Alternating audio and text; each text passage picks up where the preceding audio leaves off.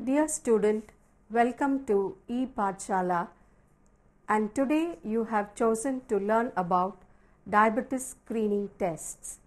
I am Dr. Uma Mageshwari from the Department of Food Service Management and Dietetics, and I am happy to be talking about diabetes screening tests and inform you about this. Diabetes mellitus is becoming an endemic disease in this century, and the World Health Organization cautions that the prevalence is expected to increase at an alarming rate in the near future. Because of diabetes mellitus, mortality and morbidity rates due to its complications are also increasing. So the best way to control the prevalence of diabetes is twofold. One is to prevent the occurrence through adapting a healthy lifestyle, and secondly, diagnosing early and controlling the condition. In this lesson, dear student, you will be understanding the various tests to screen diabetes and learn the principles and the standards. As you know, diabetes is high blood sugar, and the International Diabetes Federation defines it as a condition where high blood glucose concentrations result in an individual from defects in insulin secretion, insulin action, or both. There is an abnormality in the metabolism of carbohydrate, protein, and fat, and the complications are severe in uncontrolled conditions. To refresh you about diabetes, diabetes is of various types. There is type 1 diabetes, type 2 diabetes, gestational diabetes, other specific types, and pre-diabetes. Whatever may be the type of diabetes, the screening is common for all. Normoglycemic values or normal blood sugar values might differ for gestational diabetes and the other types, but the screening is the same. Now let us see who should test for diabetes. Testing or screening for diabetes should be considered for all individuals at 40 years and above, particularly among those with a body mass index of 25 kg or more. Physicians advise that tests should be done frequently, that is every 3 months if a person is a potential diabetic. A potential diabetic is an individual who has a family history of diabetes, who is obese, and is leading a sedentary lifestyle without much physical activity. Testing should be considered at a younger age or be carried out more frequently in individuals who are overweight and have additional risk factors like habitually physically inactive, have a first degree relative with diabetes, and are members of a high risk ethnic population, and for a woman who has delivered a baby weighing more than 9 pounds or 4 kgs, or who has been diagnosed with gestational diabetes, people who are hypertensive, people who have a low level of high density lipoprotein or a high level of triglycerides, those who have polycystic ovary syndrome, and those people who on previous testing have impaired glucose tolerance or impaired fasting glucose, and those people who have other clinical conditions associated with insulin resistance, and of course all those who have a history of vascular diseases. So the above said population groups have to go in for screening very often, and screening for diabetes can be carried out either in the blood sample or in the urine sample. First, let us see what are all the tests which are done to screen diabetes using the blood sample. The first one is fasting plasma glucose test. A fasting plasma glucose test, also known as a fasting glucose test or FGT, is a test that can be used to help diagnose diabetes or pre-diabetes. The fasting glucose test measures blood glucose after an overnight food consumption for at least 8 hours. A glucometer or a glucose oxidase method is used to find out the blood glucose values.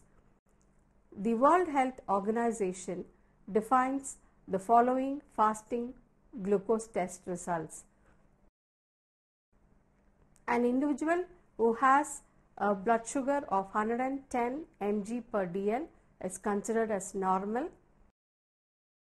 A person is said to be having impaired fasting glucose when the blood sugar is between 111 to 125 mg per dl, and people become diabetic when the sugar level increases from 126 mg per dl and above.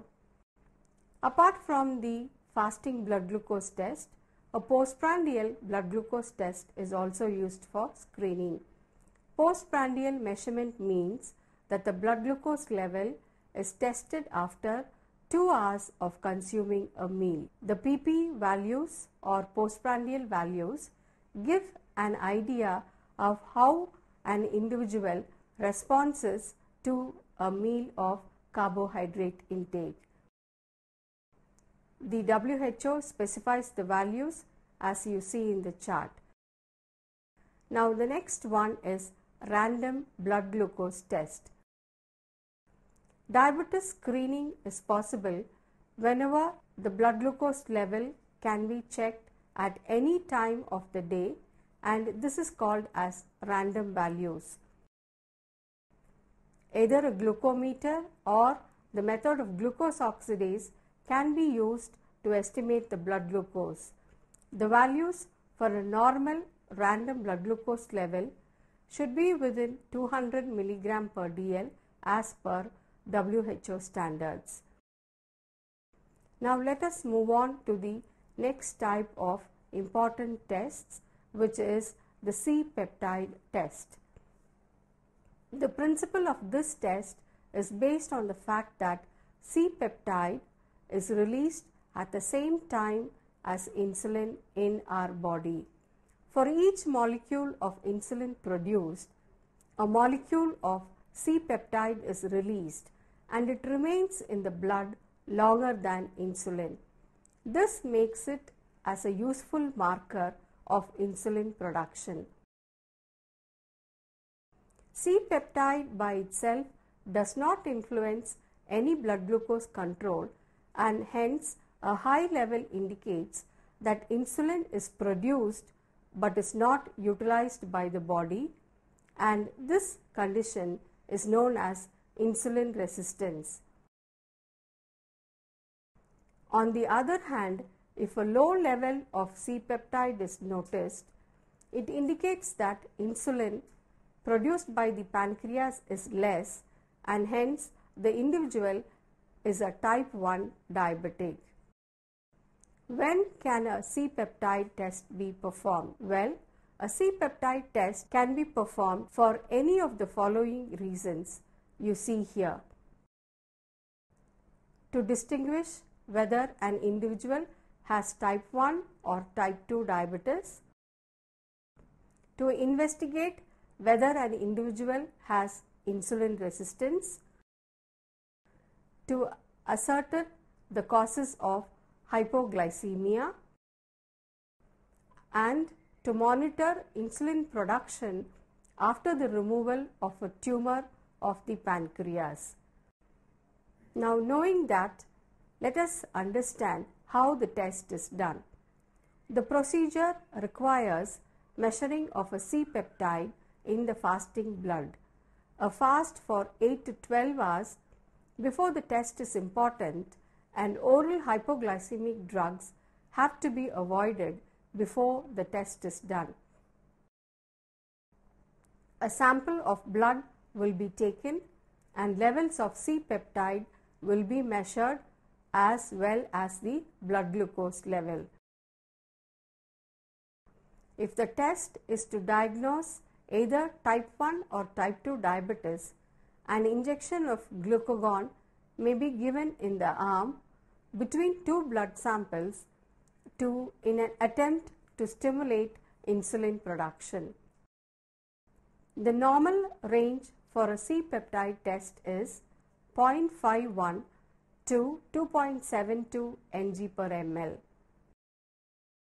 High levels of C-peptide with a low level of blood glucose could be an indication of insulin resistance, either type 2 diabetes or Cushing's syndrome, and low levels of C-peptide and high blood glucose level can be an indicator of type 1 diabetes.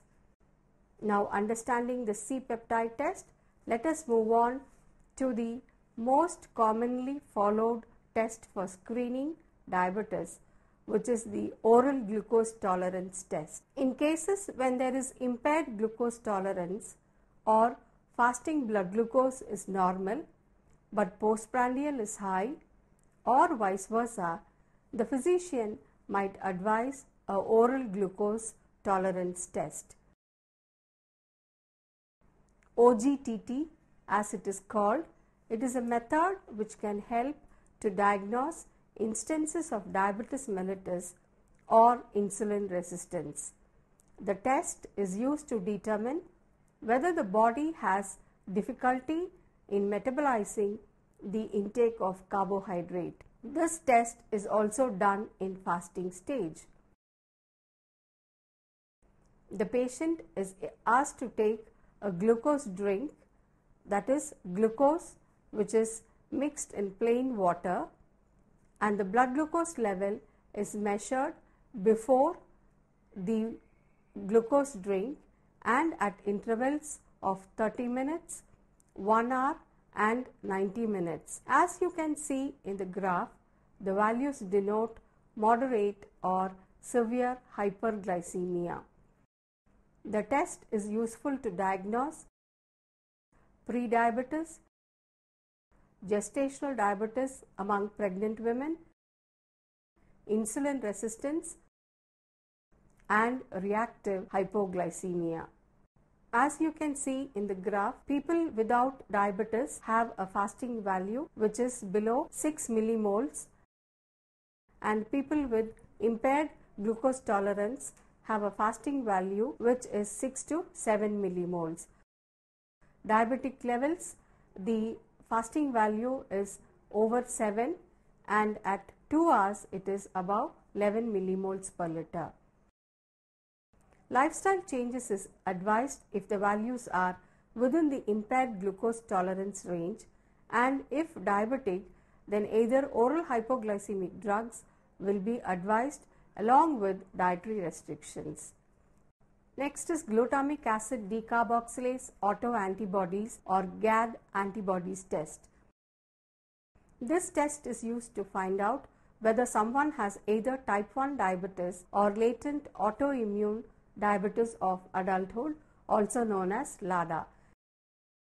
It is a blood test which measures whether the body is producing a type of antibody which destroys its own GAD cells. A number of autoantibodies are thought to circulate in type 1 diabetic, including those which target glutamic acid decarboxylase, and hence presence of these autoantibodies suggests type 1 diabetes. If the patient is not overweight and where a type 2 diabetes diagnosis is in doubt, this test may be used.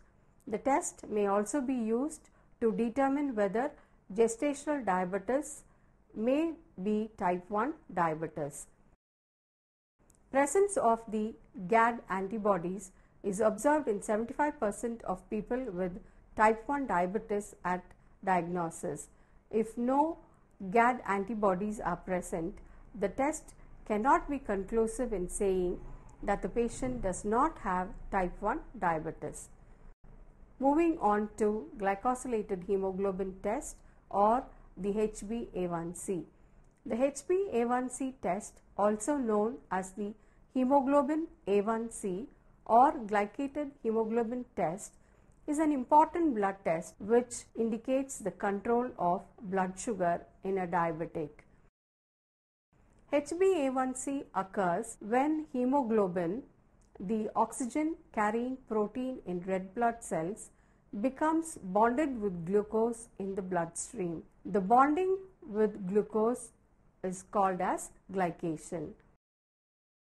The higher a person's blood glucose levels have been, the higher the number of red blood cells that will have become glycated, and therefore the higher HbA1c levels indicate an uncontrolled or poor diabetic control. HbA1c tests are not the primary diagnostic test for type 1 diabetes. The World Health Organization suggests the following diagnostic guidelines for diabetes. A HbA1c value below 6% is normal and it is seen in a non-diabetic. A HbA1c value between 6 to 6.4% indicates pre-diabetes or impaired glucose regulation, and a value of 6.5% or over confirms type 2 diabetes. As the half-life of red blood cells is for 3 months and HbA1c levels generally reflects a person's blood glucose level over the previous 8 to 12 weeks. While HbA1c tests are usually reliable, there are some limitations to the accuracy of the test.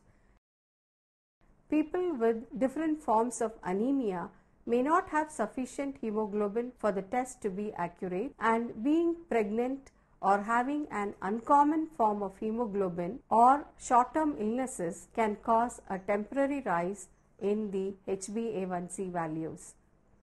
Next test is glycated serum protein test. The glycated serum protein test diagnoses the presence of fructosamine. Both fructosamine and the HbA1c tests are used primarily as monitoring tools to help people with diabetes control their blood sugar. A high fructosamine means that a diabetic's average glucose over the previous 2 to 3 weeks has been elevated.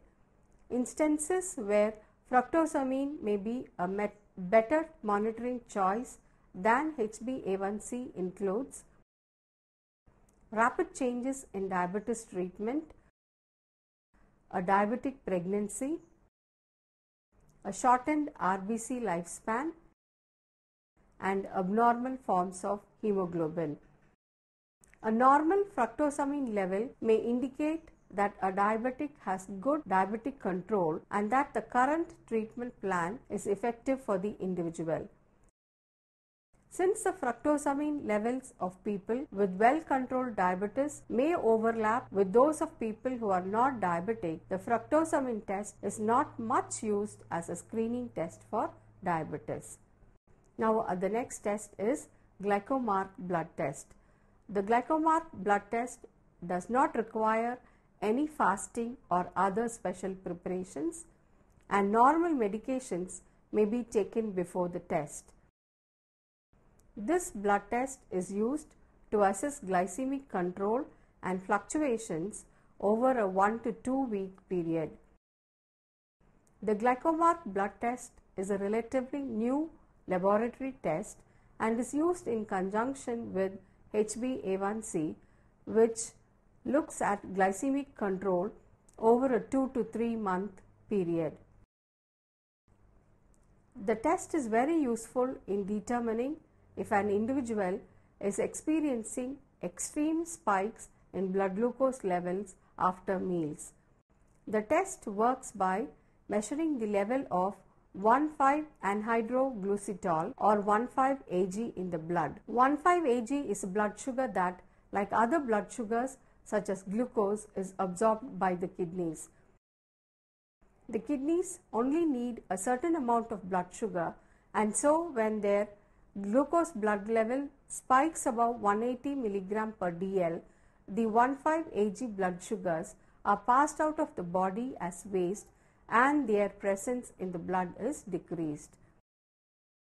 It takes approximately 2 weeks for the 15 Ag levels to get back to normal. A lower level of 15 Ag in the blood indicates poor glycemic control, and test results are interpreted by looking at the levels of 15 Ag found in the blood. Now the next test is by using a glucometer. A glucose meter or glucometer is a medical device for determining the approximate concentration of glucose in the blood. It is a device useful for self-monitoring of blood glucose. A small drop of blood obtained by pricking the skin with a lancet is placed on a disposable test strip that the meter reads, and that is used to calculate the blood glucose level. The meter then displays the level in units of milligram per dl or millimoles. Now that we have seen the blood samples, let us see the screening test by using urine samples. Apart from the blood test, urine samples are also used for screening diabetes. The most common method used earlier was the Benedict's method. The glucose urine test measures the amount of sugar or glucose in a urine sample. The presence of glucose in the urine is called as glycosuria or glucosuria. The Benedict's agent is prepared with 173 grams of sodium citrate and 100 grams of anhydrous sodium carbonate, which is dissolved in 600 ml of water over heat. A solution of copper sulfate containing 17.3 grams in about 100 ml of water is added slowly. This is cooled and transferred to a volumetric flask and made up to the mark with water. This is the Benedict's solution.